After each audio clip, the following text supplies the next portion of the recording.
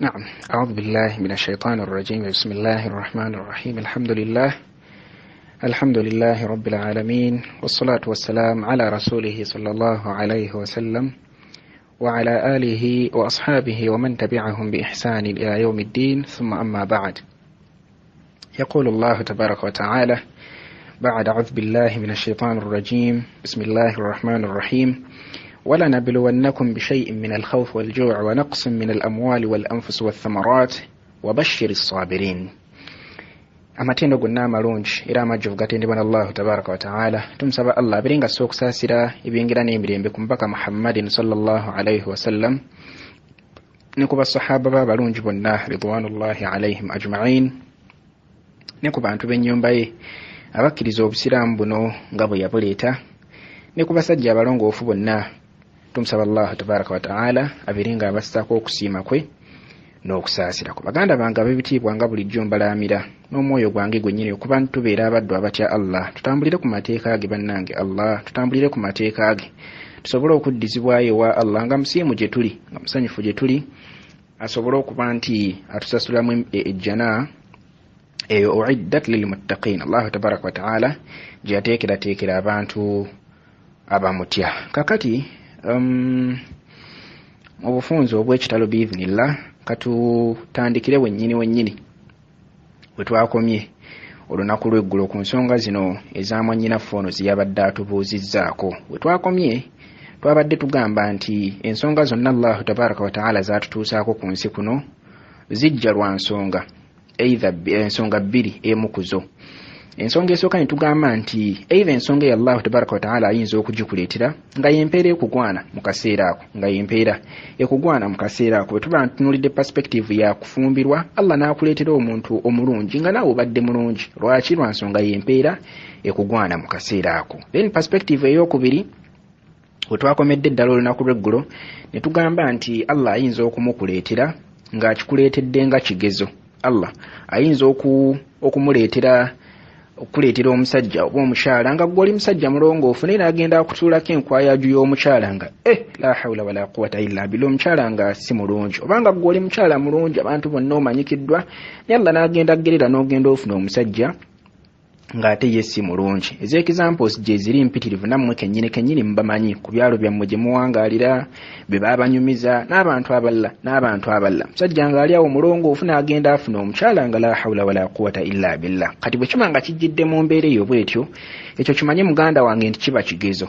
Ekyo kimanyi nti kiba kigezo. Ayati weeziri mpitirivu mu Qur'an ne hadithi z'omubaka Muhammadin sallallahu alayhi wasallam zonna nga zitulaga nti Allah asobola okuba nti agezesa omuddu we. Yatugamba mu suratu Muhammad, yagamba nti walanabilukum hatta na'lama almujahidina minkum was-sabirin. Tujja bagezesa paka bwe tunaamanya abo abantu abalafu bana mu ddiini yaffe nettegera n'abagumiikiriza. Luqman bwe yali agamba mutabani we mu suratu Luqman, yambulira namugamba nti ya bunayya aqimi s-salata wa'mur bil ma'ruf wanha 'anil munkar wasbir 'ala ma asabak inna dhalika min 'azmi al-umur. Yamugamba yimirizaawo esswala, yimirizaawo esswala, olagire emirimu emirungi, oziize ebibi, ogumiikirize ku ekyo ekiba kikutuuseeko. Mazima ddala ebyo byonna min azmi al-umur, bintu gabiragewo, mirimu mirungi egyo omuntu bw'abanga agikoze giba mirimu mirungi. Mu suratu Anbiya yagamba nti walanabilukum bisharri wal khairi fitnatan wa ilayna turja'un.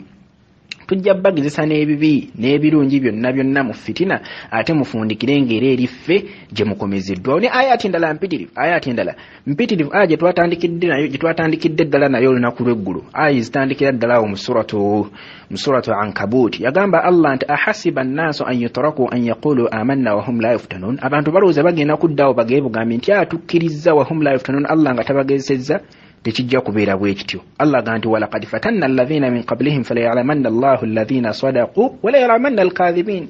Allah yageza n'abantu abaatusookawo yabagezesa n'asobola okumanya baani abaali ab'amazima mu bo n'amanya n'abo abaali abalimba. So Allah tabaraka wa ta'ala ajja tugezesa mu buli mbeera yonna. Omubaka Muhammadin sallallahu alayhi wasallam yagamba nti inna 'izma al-jazaa'u ma'a 'izma al-bala. Mazima ddala empeera ennene ejja na buzibu bunene oba kugezesebwa kunene Allah kwaba yatuusa ku muddu. Naga nti wa inna Allah azza wa jalla idha ahabba qauman ibtalahum. Allah bw'abanga alina ekibinja ky'abantu kyayagadde ibtalahum Allah batuusaako emiswiba n'abageesa n'ekizibu kino n'abageesa n'ekizibu kiri almuhimu Allah tabaraka wa ta'ala abantu abo abatuusaako emiswiba that is bw'abanga abaagadde ekitegeeza nti omuntu Allah gw'aba tayagadde oyinza okwekanga munne nga takutuusizzaako muswiba kati agamba sallallahu alayhi wasallam nti faman radha falahu radha omuntu yenna asima ku ekyo Allah kyaba amutuusizzaako falahu radha omuntu oyo afuna okusimbwa kwa Allah tabaraka wa ta'ala waman sakhita ate omuntu kasitaba nga asunguwadde ku musiiba ogwo Allah gw'aba amutuusizzaako falahu sakht omuntu oyo era afuna obusungu bwa Allah tabaraka wa ta'ala hadithi ntuufu mu Tirmidhi muri namba ya hadithi 2396 Ibn Majah namba ya hadithi 1431 ne Sheikh Muhammad Nasiruddin Al-Albani rahimahullah sahih at-Tirmidhi yaga nti hadithi ntuufu mu hadithi endalira warahu at-Tirmidhi namba ya hadithi 2397 yagamba omubaka Muhammadin sallallahu alayhi wasallam nti idha arada Allahu bi'abdihi Allah tabaraka wa ta'ala bw'abanga ayagaliza omuddo we alkhair ekirungi ajjala lahu al'uquba fi dunya Allah omuddo yamwanguyiza ebibonerezo obw'okubonyaabonyezebwa ku nsi kwegana obanga ku nsi kuno obonaabona n'ofuna kiri mu bizibu ebyenjawulo naga nti wa idha arada bi'abdihi ash-sharr ate Allah tabaraka wa ta'ala bw'abanga omuddo we tamwagaliza kirungi amsaka anhu bidhanbihi hatta yuwafihi bihi yawm al-qiyamah omuntu oyo Allah amuleka n'agazambigo gwe n'okola kino n'okola kiri Allah nga nalinga atakulaba n'akuvaako n'akwesonyiwa n'akulinda paka luddayo ku yawmul qiyama n'olwekyo oba togezesebwa ofunangamu okutya munnaayi obanga ng'oli awo obulamu alhamdulillah oli wangalira kaweweevu buli kimu kyonna kitambula bulungi toyina misiiba gyonna gy'ofuna ofunangamu okutya munnange ofunangamu okwekanga so ayati ezo zonna zetuleese na hadithi zonna zetuleese n'endala mpitivu mu Qur'ani zikubyeko zonna zetwogeddeko ne zitayogeddeko zonna zitulaga nti omuntu yenna asobola okuba nti agezesebwa okusinzira kwa Allah tabaraka wa ta'ala nga bw'aba ayagadde zonna aya kyezitulaga ezonna aya kyezitulaga nti bane Allah agina tugezesa naye atugezesa kulaba abantu banakkiriza atugezesa abantu kulaba naagwaki banaagwa bigezo kati ezo zonna ayati ne hadith zitulaga nti omuntu Allah tabaraka wa ta'ala asobola omugezesa okusinziira ye bw'aba ayagadde abaffe omuntu ategeera atya nti kino kyendi mu kigezo oba kino kyendi mu kibonerezo omuntu ategeera atya nti kino kyendi mu kaseera kano ekizibu kino kyendi mu kigezo gyendi oba kibonerezo gyendi Allah atugamba mu suratu Taha ndoza yaga nti waman a'rada an dhikri suratu Taha ngetan nayungiti nga siwala ndozo bikula impapulanga 2 ayi semberayo ddala wansi yaga nti waman a'rada an dhikri omuntu yenna anakuba amateeka gange emabega fa inna lahu ma'ishatan danka omuntu oyo tugenda kumuwa obulamu obwakanyigo omuntu oyo tugenda kumuwa obulamu obwakanyigo so nabwe kito omuntu osobola okwetegeera osobola okwemanya embeera zo gwe mwowangaalira omuntu teri akumanya okusinga gwe kujjako Allah tabaraka wa ta'ala yatugamba Allah mu suratul qiyama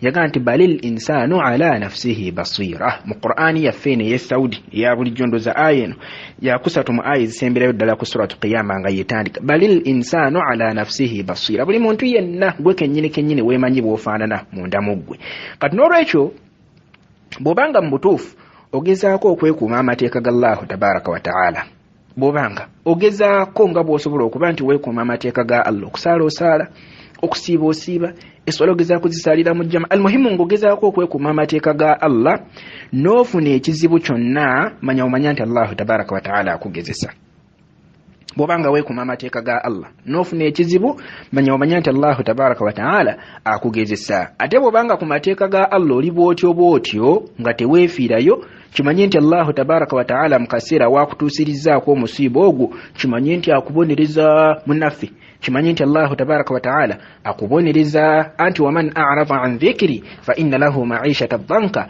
wa nahshuruhu yawma al-qiyamati a'ma ndoza tuli ffenna baganda bange akati abaffe ono muganda waffe gwenda bagenda okuwasa ku kibuuzo kya mwannyinaffe ono muganda waffe gwenda bagenda okuwasa malaya mugambe oba nedda si mugamba okusookera ddala waliwo ensonga ze twayogerako emabegakaawo ensonga ezo zaleetawo controversies ziyiseeko ebbanga by the way ziyitiddeko ddala ebbanga ensonga z'abazadde okufunira abaana ababeezi n'obutabafunira ensonga ezo twazoogerako emabegakaawo ndowooza muzijjukira bulungi naye mu kuzoogerako oluvannyuma lwa nanka ne lwa controversies ennyingi ze zaaleeta ffenna twakkiriziganya bulungi nti waliwo be bafunira ababeezi obufumbo ne bugaana ate ntukkiriziganya bulungi nti waliwo abeefunira abaagalwa baabwe ate alhamdulillah ne bafumbayo naye kye twebuuza ku nsonga eno kiri nti percentage esinga obunene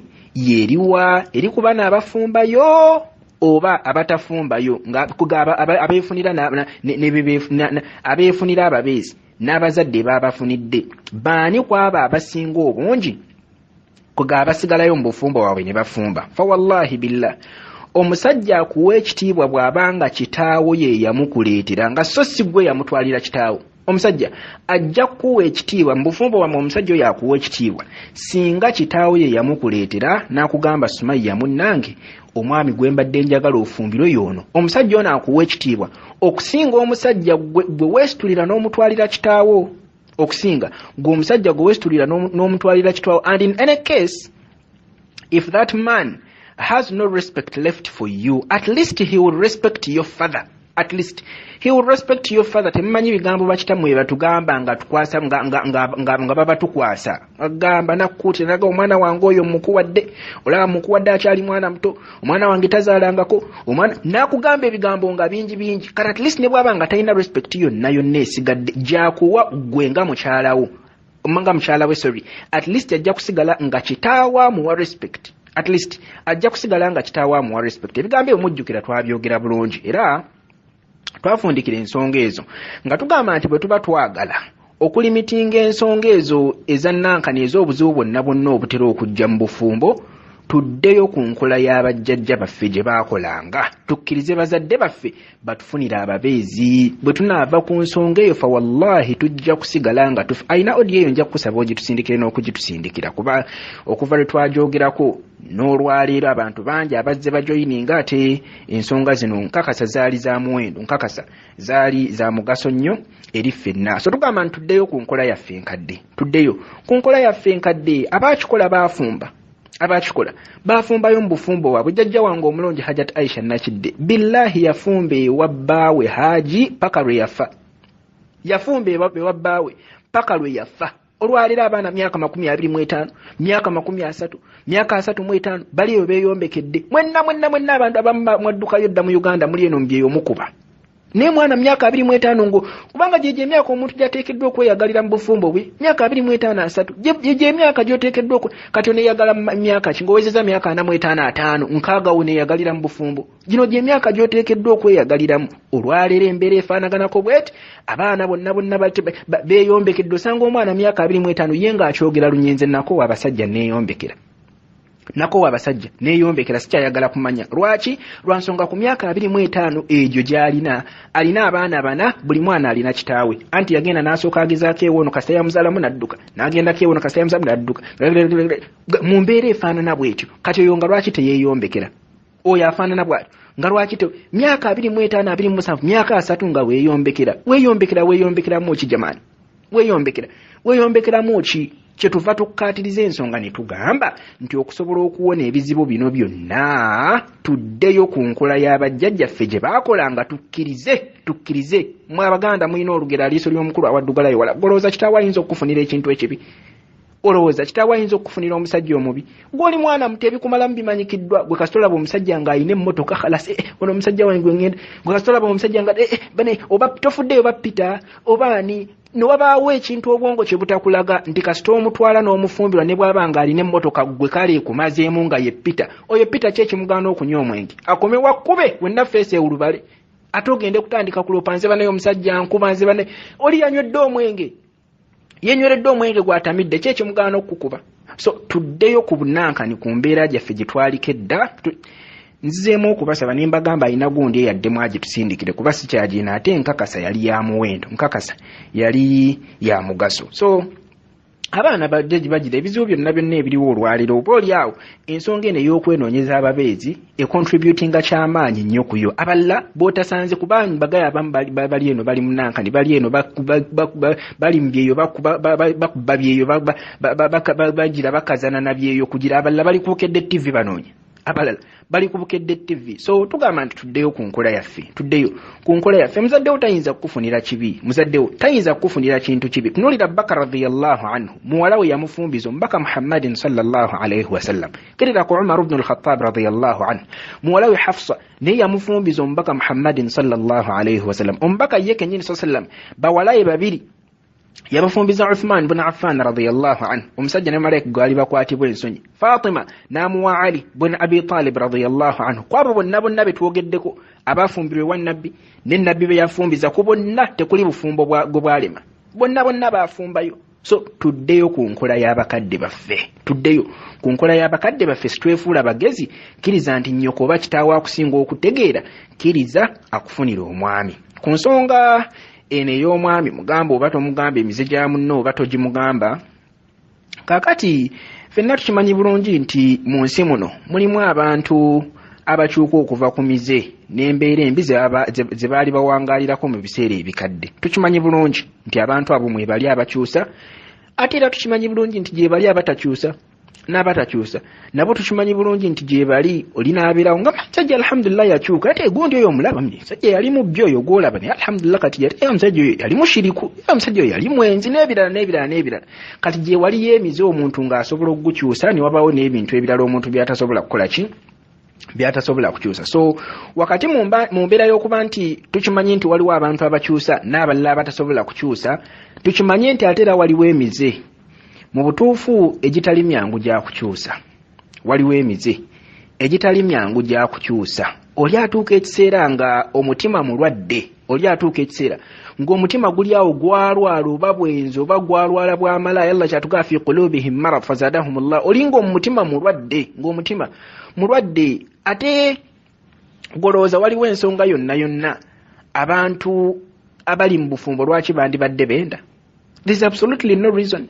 Naye gye balyanga bayenda ng'ali mu bufumbo, omusajja amuwa buli kimu kyonna akikola, naye n'afundikira ng'ayenze. So omuntu bw'aba yenga kugamba ye yakulira mu mbeera bajambadde gyabadde awangalirako mbeera yaabwe amalaaya ne bw'omutwala ewaka, era omuntu oyo asigala sometimes bw'atyo bw'akola ki, bw'atyo bw'ali. Katugamba nti waliwo emitima emirwadde. Omuze guno ogw'obwenzi oba ogw'amalaaya si gwe muze omuntu gwakeera ku makya n'agamba nti mbivudde, illa man rahimallah, kujjako Allahu tabaraka wa ta'ala baba asaasidde, naye nga si gwe muze omuntu gwakeera ku makya n'aga yalla bismillah mbivuddeko. Y'ensonga lwaki osanga omuntu ng'omusajja amuwa buli kimu, asula naye buli lunaku, ng'amuwa ssente nga bw'azaagala, amugulira akagoye akapya, amugulira buli kimu kyonna ng'akikola, naye omuntu afaanaganako bw'atyo n'omusanga ng'ayenze. Why? Lwa nsonga y'embeera gye yamanyira bw'amalaaya, bw'ati yeebase n'abasajja 3 mu lunaku, yawulira nga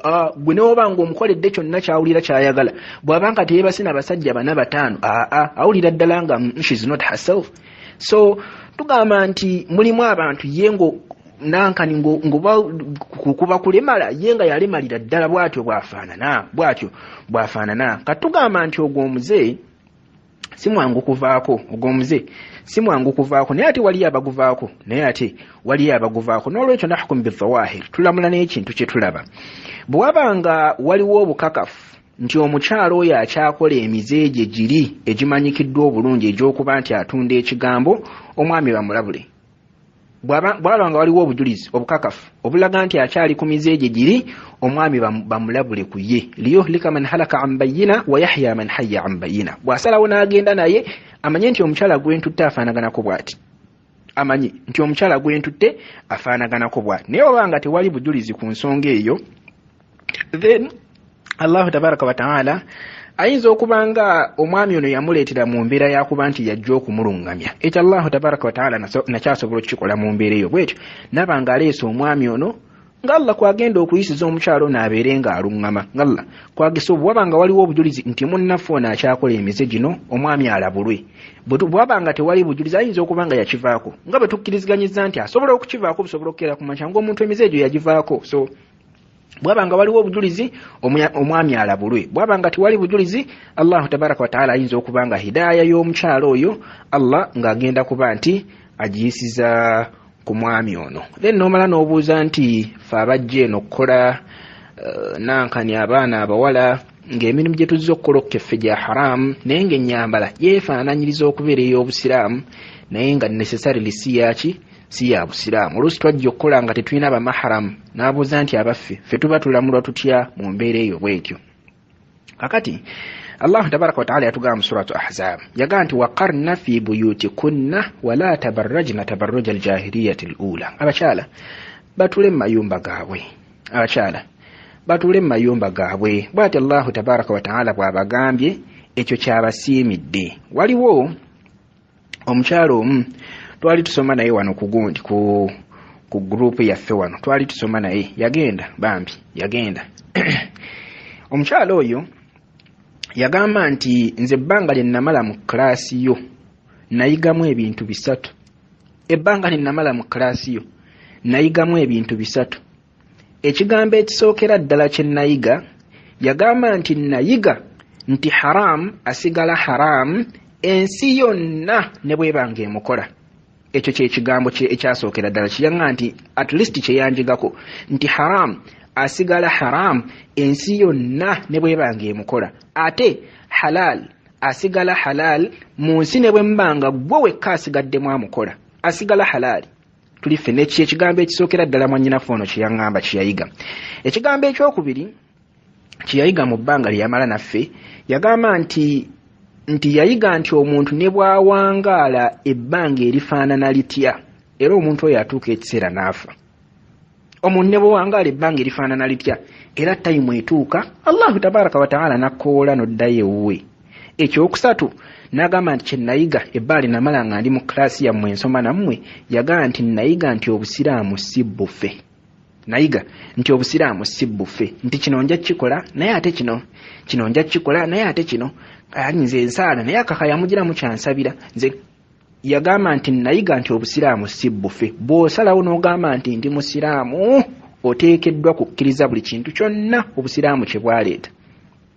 Oteekeddwa kukkiriza buli kintu kyonna obusiraamu kye bwaleeta. Abo abantu abakkirizaamu ebimu alladhina yu'minuna bi ba'dhi alkitabi wa yakfuruna bi ba'dhi ebimu ne babikkiriza billa ne babigaana. Allah agamba fama jazaa'u man yaf'alu dhalika minkum illa khizyun fil hayati dunya wa yawma alqiyamati yuradduna ila ashaddi al'adhab. Tebalina mpeera yonna okuggyako okuba nti bawangalira mu mbeera ey'akanyigo ate ne baddayo mu maaso ga Allahu tabaraka wa ta'ala ng'embeera egenda kubeera waasi gye bali. Kakati ku point esookera ddala bannange kankiddemu nkikkaatirize. Salima bino bye yafuna mu bigambo byange ebingi kimpa n'essanyu alhamdulillah ne mpulira nga ndi musanyufu. Ebyo oyo Salimani bw'abanga bye bintu byokka byeyanjigako mu bulamu bwe bwonna kimmala. Gwe naawe olwalira mpuliriza at least baako ekintu ky'oyingiza mu mutima gwo ogambe nti bannange kino ekintu nakiigako Hassan, oba nze njagala gye nali njagala music namuvaako lwala, oba enjagala gye nali njagala ebifaananyi nabivaako. Funayo at least ekintu kimu kyonjigako, funayo ekintu kimu kyonjigako nange nyimirire naawe mu maaso ga Allah, Allah wange ow'ekitiibwa ono namusomesa kino n'akitambulirako obulamu bwe bwonna. Ku point esooka nnyongera okugikkaatiriza bannange, haramu asigala haramu ensi yonna ne bwebanga emukola. Haramu asigala haramu ensi yonna ne bwebanga emukola. Halal asigala halal mu nsi yonna ne bwobanga gwe wekka alimu amukola ajja kusigala nga halali. Fa wallahi billahi tallahi ekyamazima omukyala tateekeddwa kufuluma nju ya bbaawe nti agenze kukola. Ekyo kyekyamazima. Omukyala tateekeddwa kufuluma. Wetegereze nno bulungi statement eyo abantu bayinza okuginterpreting obwabwe naye tugambye omukyala tateekeddwa kufuluma. Ekyo kitegeeza nti obusazeewo okukolera wakawuwo wabbaawe, that one is okay. Naye bino nti ofuluma ogende mu owino tekiteekeddwa kubeera bwe kityo. Baganda bange bwe kityo bwe kiri, wallahi bwe kityo bwe kiri. Tetulina kyakkola, oba mukyala wange akola oba mukyala wa Sheikh gundi akola. Amazima gali nti omukyala omufumbo tateekeddwa kufuluma nju ya bbaawe nti agenza okukola. Ekyo bwe kityo bwe kiri. Oba obukirimu tubumanyi bulungi, bana abakozi betuleka awaka tugenda okufundikira nga bebafuuse abakyala ab'omu maka abakozi abasigala ewaka teeka nankani seeka kitayina gwe yanyumyawo musajja nankani mukyala agenda yafulumamu awo n'aleka omwami ewaka agenda okudda nga subhanallah omwami ali ku mukozi bw'asituka bw'ati bwaddawo bw'asituka bw'ati bwaddawo mu mbeera eyo bwetyo. So obwo bwe buzibu obusooka. N'obuzibu obulala buyitirivu kati ogenze kukola mudda kumpi ssaawa ze zimu ani agenda okufumbira omwami ani agenda okufumbira omwami. Ewaffe mu Uganda bakiyita kufumbirwa. Mu Uganda bakiyita kufumbirwa oba ogenze kufumbirwa oba ogenze kufumbira mwami mmere. Tuli fenna zino nankani ensonga z'okkoowa ensonga ez'okkoowa ogenda okomewo ng'omwami akooye nawe kennyini okooye kati ani agenda okukulisa ayaani ani agenda okukulisa n'emize emirala egitera okujja n'emize emirala egiteekeddwa okujja. Kakati nno ekyamazima kiri nti bannange omukyalo omufumbo toteekeddwa kufuluma njo ya bbaawo nti ogenze kukola. Tugambye ago ge mazima waliwo nno gwe nakigambako nanjuliza seeka waliwo gwe nakigambako ekyo nanjuliza seeka naga nga mukyala wa seeka gusijja mwogera nga mukyala wa seeka gundi akola olowooza ye teyasoma ddiini olowooza mmwe mwekka abaasoma eddiini iye munnange tukuzayo ku pointi esooka haramu asigala haramu ensi yonna ne bwebange ne basheekhe ne babanga bamukola wallahi haramu asigala haramu. Obwenzi tebusobola kera ku makya nti bwafuusa okukola okuba seeka gundi yayenze neddala abadan tekisoboka kubeera bwe kityo obwenzi bujja kusigala nga haramu ensi yonna ne bwebanga ebukola. Tuli wamu baganda bange buli nno lwenjogera ku pointi eno ey'abakyala okukola nyongera okukubiriza abaami obutasobola buvunaanyizibwa bwabwe kubanga eno y'ensonga eviirako abakyala okukemebwa ne bagenda bakola. Eno y'ensonga eviirako abakyala okukemebwa ne bagenda mu eno ne batandika okutunda emirengo gy'ennyaanya n'ebisigadde byonna. So abaami tetusobola buvunaanyizibwa bwaffe eri abaami abatabakyala baabwe ne bagenda ebweru ne bakola. Waliwo gwe nawulira yasaliza mukyala we tiketi mbw agende ebweru atandika okukola. Eri abaami abafaanaganako bwe batyo nabawa ekizampo yambwa bbiri. Ekizampo endera ne ku mulundi ogwo nagyogera nga si mu mbeera ya kunyoomoola nedda wabula mu mbeera ya kujjayo kye nali njogerako. Nabawa ekizampo yambwa bbiri. Embwa emu ng'esibwa mu keegi ng'endala bagireka n'etaayaaya. Embwa gye babeera basibidde mu keegi that's a no-nonsense dog. Embwa eba teyina nonsense lwa bagitadde bwe bati eba teyina muceezo gwe mubbi jangu nga weegiraagira ikulumirawo nga lumu naye n'embwa gye bata n'etandika okutaayaya buli kimu eba ekiraba bweraba ku bano bweraba ku biri. So eri abasajja abata abaami baabwe ne bafuluma bagenda bakola olunaku lumu ajja kukugamba ekigambo ojja kakasa nti munju owangala na musajja munno so si na mukyala. Lwalifubutuka ekigambo mukama omwo n'akigamba lw'olikakasa nti buli kanaku owangala na mukyalawo owangala na musajja mu nnyumba so si na mukyala. Amma bwe tuba nga tuzze ku bano abatannaba kufumbirwa kubanga bwe tubadde twogera ku bafumbo kya mu mpisa era nkola yaffe ya busiraamu okuba nti abaana tebafuluma mu mayumba. Abaana abawala abato tebafuluma mu mayumba babeera eyo mmanju tebalabikako okujjako ku yidi. Muhamnankani mu hadithi ya Ummu Atiya yagamba Mubaka Muhammadin sallallahu alaihi wasallam nti kaana sallallahu alaihi wasallam khuruju al-abqar wal awatiq wa dhawatu al-khudur wal hiyad fi al-eidain. Nti Mubaka sallallahu alaihi wasallam lunaku lwa Eid lwe yafulumyanga abaana bano embeerera abaana abato abantu abakuzeekuzeemu bonna n'ababali mu haidhu bonna ne bagenda basala Eid. Hadithi ntuufu muttafaqun alayhi Muslim namba ya hadithi 89 Bukhari mu kitabu ekisooka namba ya hadithi 93. So lunaku lwa Eid lubateekeddwa okuba nti bafuluma. Lunaku lwa Eid lubateekeddwa okuba nti bafuluma. Ensonga y'okuta abaana bano abawala abato ne bagenda ku luzzi ne batandika okunona amazzi simanye batandika okutambuza bbogo yawo ne batunda yensonga lwaki nankani zigenze zikendeera embeerera zigenze zikendeera naku zino osanga abaana abawala nga kizibu okufunamu embeerera guga nti ono wuuno mbeerera naye nga abaana bato bwe bati abaana basinga obungi bagenda okufumbirwa nga si mbeerera. Kati bino ebyokubata ne bagenda simanyi emugga simanyi genda omwana atambuze ebbogoya simanyi ne bagenda batambula mu mbeera eyo bwetyo yensonga lwaki embeerera zigenze zigenze zikeeya. So na bano bennyini nabo tebalina kufuluma nabo tebalina kufuluma basigale yeeye manju. Mwana omuwala ateekeddwa kubeera amira, princess ateekeddwa kubeera nga mumbejja. Tumukuumira eyo nga tumukuuma butiribiri, tumukuumira ddala butiribiri. Tunuulira ennyambala ennaku zino gye bambala nga mwannyinaffe bwe yabadde agamba nti twambala nankani twefaananyiriza obusiraamu aba yeefaananyiriza hijaabu naye nga si hijaabu. Obasanga naabamu ng'ali awaasibye bulungi kaveiro ke kwe kali ku mutwe, ng'eno wansi ayambadde kagundi nankani katoopu ke ambeere konna kalaga amabeere we gayita, n'omusanga ng'akubye ejjiini. No offense ko ye ng'alowooza ali decent. Mwebali bayitirivu mbalaba, mwebali bayitirivu. N'omusanga gye biri ne Uganda asibye kaveiro bulungi ayambadde ejjiini y'empale. Nokaakati ono biki byayambadde ono biki ate nga wayitawo ndaba ye ajati salaamu aleeko ajati bw'amuyita ajati ne n'avimba n'alowooza alhamdulillah ndi decent. That is wrong. That one is wrong. So abaana tebateekeddwa kuba nti batambulira mu mbeera eyo bwekyo. N'olwekyo munnange kyewabuuzizza ekyokufuluma n'ogenda okola kiri haramu. Kyewabuuzizza ekyokufuluma n'ogenda ebweyo n'otandika okukola ensonga eyo tekkirizibwa. Ensonga eyo tekkirizibwa. Era oli ne bwakijuliza Sheikh Gundi nti nga Sheikh Gundi yaja owenga akola Sheikh Gundi si bujulizi. Sheikh Gundi si bujulizi. Oli ne bwakireeta ensonga eyo n'agisigasiga kaakaziggo n'agireeterako aya nga 1000. Abakyala ekyamazima tebateekeddwa kukola. Abakyala abasajja mumanye engeri gye tukakaalukanamu n'emirimu. So enkakaalukana gy'okakaalukana n'omukyala gy'oyagala akakaalukane. So ekyamazima bannaye kino tukimanyi bulungi nti kali halkari huna abakitamwa naye nga ge mazima. Mukimanyi nti kye mutamwa mazima. Era Allah bw'aliba abavunaana ku nsonga eno nkakasa amaloboozi gano gajja kuwaawaala mu matuugo. Ojjukira amaloboozi gano ng'omusajja akugamba gwe wali tomanyi ng'akugamba nti omukyala ekyamazima tateekeddwa kukola, kubanga mu suratu Ahzaabu ndoza mu jjuzo eyo waman yaqunutu peegi esookera ddala Allah agawa waqarna fi buyutikunna wala tabarrajna tabarraja aljahiliyati al-ula. Batule mu mayumba gaabwe. Bw'obanga ogenda kukolera waka it's okay. Bw'oba ogenda kukolera waka it's okay. Runda enkoko z'ewaka, kolaba akaduuka k'ewaka. Emize nankani abazibe bana abakyala abatambula ne bagenda mu owino. Abasajja abakoli babakola byonna bye baagala nti ayagala customer ajja mukwata mu ngalo, ajja mukwata kabina.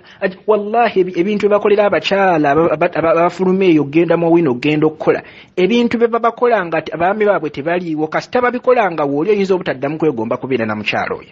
Oyinza obutaddamu kwegomba kubeera na mukyalo oyo. So bintu si birungi n'akamu n'akeddagala. Ku kyokusazaamu contract nti Allahu tabaraka wa ta'ala tanyiigire. Mukwanukula tugamba nti Allahu tabaraka wa ta'ala asanyukira nnyo omuntu anakuwaza ekitonde okusobola okusanyusa Allah. Allah w'ekitiibwa asanyukira nnyo omuntu anakuwaza ekitonde okusobola okusanyusa Allah. So bw'oteekuumira mu bwenzi olw'okuba nti otya anti munaye bwe nnaamukyawa ajja kunyiiga ate kati bwe nedda. Bw'obanga bw'ogeera bukeezi ku makya mugambe munnaye nkubuulire kino kye tukola eky'obwenzi kikyamu. Allahu tabaraka wa ta'ala takikkiriza. Kati kiri gyali okutegeera.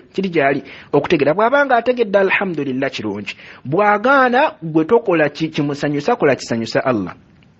Tokola kisanyusa oyo, kola kisanyusa Allah, kubanga Allahu tabaraka wa ta'ala ye mukama waffe. So ne bw'asigala waawo ng'akaaba n'akaaba amaziga agajjuza n'ekyepe gwe tofaayo. Kasita oba ng'osanyusiza Allah tambula butambuzi ogende. Allahu tabaraka wa ta'ala after everything all Allah asiima, naye ate ffe abantu tetusiima. Kati toyinza kukola kintu kyonna n'osanyusa muntu. Toyinza kukola kintu kyonna n'osanyusa muntu. So yembeera mwe tuwangaalira. Ngezezzaako okuba nti nziramu ekibuzo kyo kino exhaustively simanyi oba nkikuzeemu bulungi mwannyinaffe. Bw'abanga waliwo akatategeerekese mu kyo insha Allah ojja kuba nti oyongera okukabuuza. Katukomaawo olwaleero. Tusaba Allahu tabaraka wa ta'ala abere nga tugasa n'ebigambo ebyo, tufuula abantu abawuliriza ebigambo ne tujjamu ebisinga obulungi. Allahumma salli wa sallim ala sayyidina Muhammadin wa ala alihi wa sahbihi wa sallim walhamdulillahi rabbil alamin. Wassalamu alaikum wa rahmatullahi wa barakatuh.